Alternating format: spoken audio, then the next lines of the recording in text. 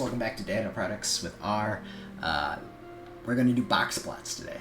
So we'll do an introduction to Boxplots. In the next video, we'll kind of integrate Boxplots with dot plots. Boxplots are great ways, in my opinion, better than bar graphs to display your data, because they have more information, right? They have your mean and your quantiles, you could make it with your standard deviation if you wanted, etc. So they give you kind of an idea of some of the statistics behind what is in your data, as opposed to bar plots that just kind of show you the total of everything. So we're going to be using ggplot again, which is a wonderful package. And without further ado, let's get into it. All right, open up your RStudio. Open up a markdown file. We're going to call this one Boxplots. HTML is fine. Get rid of all this stuff.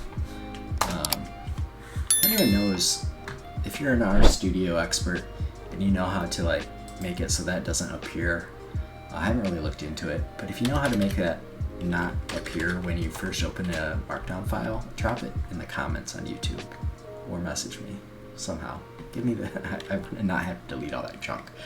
Okay, so let's look at some box plots. So you're gonna get sick of the tooth data, but it's just a nice convenient data set to use. So we'll do data. When we get into some of the other exploratory data analysis stuff, we're going to be using COVID data and things like that, bigger data sets. But we're just going to use this because it's small, manageable, easy to read, etc. So let's change the dose to a factor and look at the top of the data frame. This is kind of a reminder of how to do that. So tooth growth, I'm going to say the dose is as factor. Tooth. Okay. Because we don't want parentheses on that. And dose. Okay, so we're just going to convert that to a factor because we need that for ggplot to read. Okay, so we're just going to look at the first four for this. So, boom, we got our tooth growth data. Just as a reminder of how to do that. Let's load ggplot. Oops, library. ggplot 2. Alright. Let's set the theme for our plots to classic. And like I said, feel free. There is a bit of an art to visualization in that, what I find aesthetically pleasing, you might not find aesthetically pleasing. So feel free to change it to, you can change it to black and white. There's a few other ones. You might have to look it up. Theme set. Actually, if we do theme set,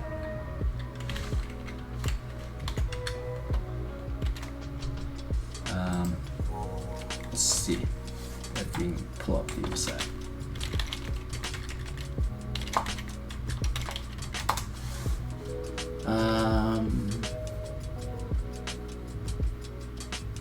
Examples. Theme update, use theme set old. Let's try that. We'll use theme set old. The old theme. You'll probably have to Google if you want. Theme classic. Let's see. Theme. You can create classic themes too.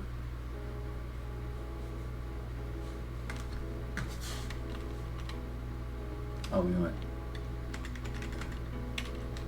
theme.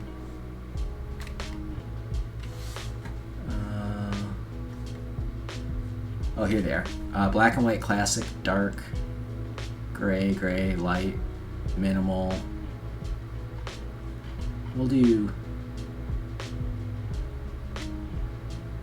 let's do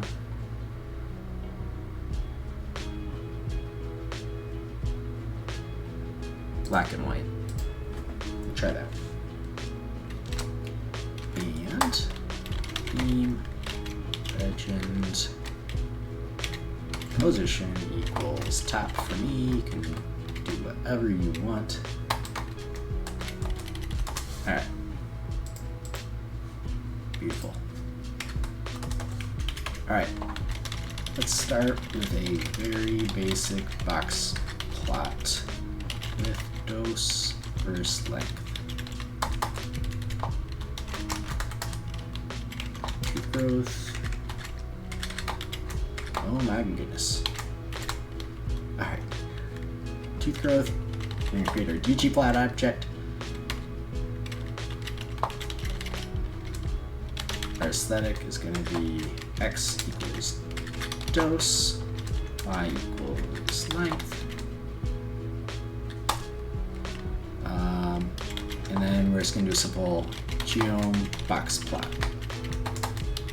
So we created our ggplot object right here, and then we said take our ggplot object and add a box plot facet to it, or like display it as box plot. So as you can see, black and white, we kind of have the grid lines on it. So, you know, if you like that, then try the black and white one. Okay, now let's look at a box plot with points for the mean. All right, so tooth growth and geom box plot. Notch equals true. Fill equals light gray. And we're going to add stats. So if we're going to add our mean, we have to tell the ggplot, the function, how to calculate the mean, or where the mean is. Do we have it as a piece of data in our data frame, or is it going to have to calculate it? So summary stat, or stat summary, will calculate it for us. So we're going to say calculate the mean of the y, right? We don't want the mean of the x, because that would just be, you know, between 0.5 and 2. We'd put a dot somewhere over there, which would not be, doesn't make sense to do. Okay, where was I? So we want a point. You can pick different shapes, so you can look this up. The different numbers are different shapes. You can have like a diamond, or you can have a circle or a square, etc. If you take this on Praxis, there will be I will post the cheat sheets for like the hexacode and for the shapes and the themes and all that stuff too. India red. Indian red. There we go. Okay, so we have notched. So it makes a notch where our based on our distribution. So this is kind of our distribution. Here, so the box plot has our quantiles, and then if it has a point, that's an outlier. It's outside of 2 standard deviations, I think, like outside the 95%. So yeah, and so we have shape 18 was a diamond. So let's change it to shape. Let's see what shape 5 was. So it's an open face diamond. So you can kind of play around with that if you want. I keep finding diamonds. It's impressive. Okay, so moving on. So we got the mean. We can also change the scale number of variables included in their order. All right, so so we're going to do another geom box plot. Oops, plus. And scale x discrete limits equals c 0.5 2. So this is oh, I'm missing a parenthesis up there. Okay, so say we're like, we don't care about the number 1 dose. Then we can say scale x discrete, and we can say only include 5 and 2. And so because we have this based on our data frame where the numbers are ascending, we have 0.5, 1, and 2. Say that those numbers you want to be in a different order. What we can do is tg plus geom boxplot plus scale x discrete. And as you probably could guess, all we have to do is just change the order of these, right? So let's say we want to go in descending order. So we do 2, 1, 0.5. And 0.2. See, if I call something that doesn't exist, it'll still leave a spot for it, but just put no data there. There we go. 2, 1, 0.5. So let's annotate this real quick. Let's put our x-axis in descending order. Okay. You can also change boxplot colors by groups. So let's do tooth growth and geom box plot. And we're not going to just close it off. We're going to say we have an aesthetic. And our aesthetic is going to be not equals, because it's a function, color equals dose. And then we are going to say, let's pick our colors. Scale color manual. Values equals our collection of Indian red, blue 1, and green 2. Oops. All right, see how this looks.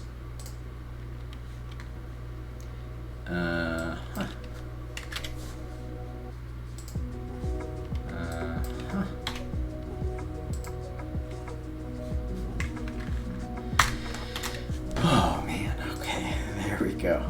So we've got our scale at the top here now, where we have it by color. It's just duplication of the x-axis info, as you can see. But we have red, blue, and green for our different doses. Okay, what if we want to display our data subset by OJ versus vitamin C? Right, because right now we have our doses, but we don't know if this is vitamin C or OJ, or like this outlier, etc. We all have them thrown in there together. So what if we want to pull that apart? So we're going to make a new data frame, TG2, tooth growth 2, is TG and geom boxplot. Sorry, this isn't a data frame. This is going to be a ggplot. Yes. Object. My goodness. All right. Fill equals our supplement. Position equals position. We're going to do our position dodge. So this is again to move. So they're not overlying, so it tells ggplot how far to split apart. You can play with that number if you want to see how what the numbers kind of mean, get a better idea. And we'll say our we're going to use hex code. Let's do, oops, I99999. I don't know what that color is. We're just picking. And then E69F00. So hopefully these look good. We will see. And now we're going to save TG2. So like when we talked in the bar plots, you can save your graph into a ggplot object and just call it later. So if you wanted to build all your graphs at the top of your script and then display them all at the bottom, you could do it that way. What are we missing here? Oh, TG2. There we go. Okay, so we have gray and mustard. This is like a mustard yellow. But you can see we've pulled apart now our orange juice and vitamin C in our box plot. And so let's also do this. We can also arrange this as 2 plots with facet wrap. So what if you don't want them alternating like this? We can do the facet wrap function, which is kind of cool. Facet plots, we'll get into more. I really do find them useful. Okay, so we saved this plot into this ggplot object, right? So now all we have to do is say, add another facet to it. We're gonna do facet wrap, and we're gonna say, break this into facets, like different components of the same graph. You'll see in a second. And we're gonna say, do it by supplement, right? Which is our vitamin C or orange juice. And so this little line of code, if I click on this, breaks it apart, right? So instead of having alternating for each one, we have on the left side OJ with its own 0.5, 1, and 2. And on the right side, we have our vitamin C with 0.5, 1, and 2. They're on the same scale. You can compare them still, but you can kind of break them into OJ and BC that way. So again, there's a lot of art to visualization in that. How, what message do you want to convey? What do you think looks good? What's more appealing to the eye? 99.9% of you are going to say this color scheme sucks, and I kind of agree. But we're just playing around, right? We're kind of learning as we go here. So, yeah, that's it for Boxplots. In the next video, we're going to get into a little bit more of we're getting into dot plots, and we're going to integrate dot plots and facet plots together, kind of, or box plots and dot plots together. We'll do some facet stuff too. But yeah, so I hope you enjoyed the video. If you're watching this on YouTube, please hit subscribe. That helps me out. I want to get this, grow this channel and get some good R stuff out there for the masses, because when I learned this stuff and I looked for videos, there's not that great quality videos in terms of learning R. A lot of good other message boards and things like that, but I'd like to pass this on to people all over the world. So again, thanks for watching. We're going to get into dot plots next, so I hope to see you in the next one.